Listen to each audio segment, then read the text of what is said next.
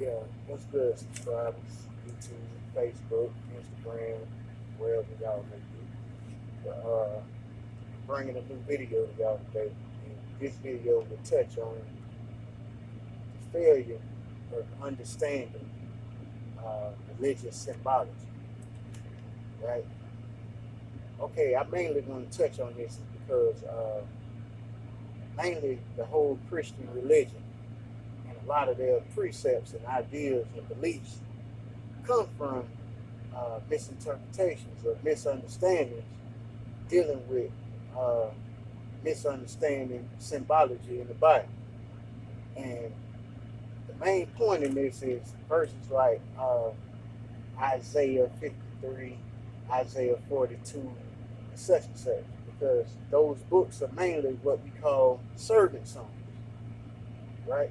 In the Hebrew scriptures, they are identified as four servant songs in the book of Isaiah, and mainly uh, in this book, uh, in Isaiah 53 in particular, when it's talking about this suffering servant, it talks about how this servant is going to be abused.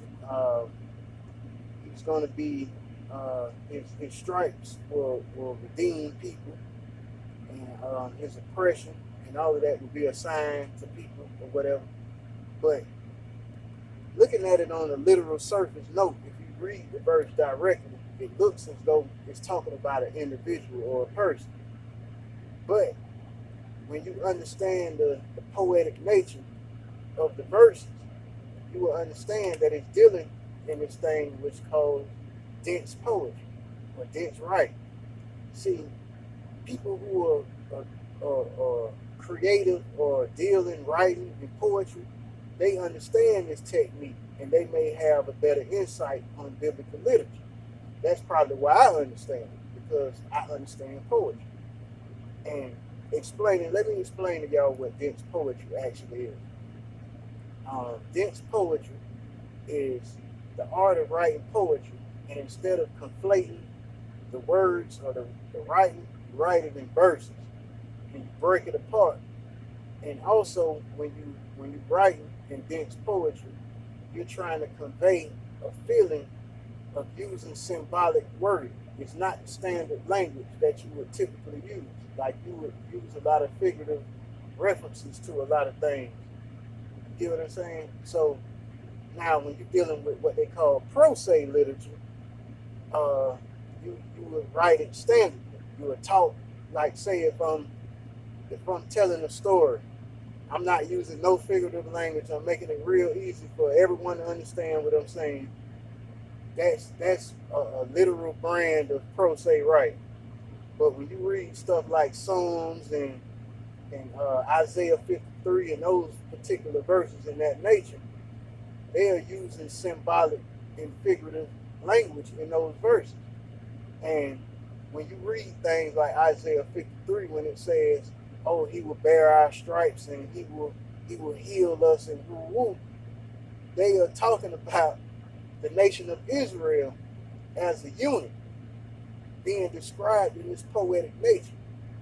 So the Old Testament strictly is like talking about the nation of Israel going through oppression in a period of time.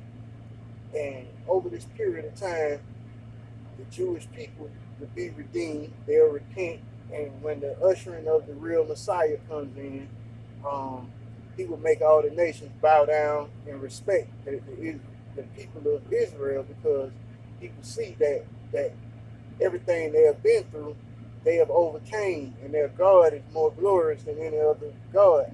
You feel me? This is what the book is trying to get the reader to understand, right?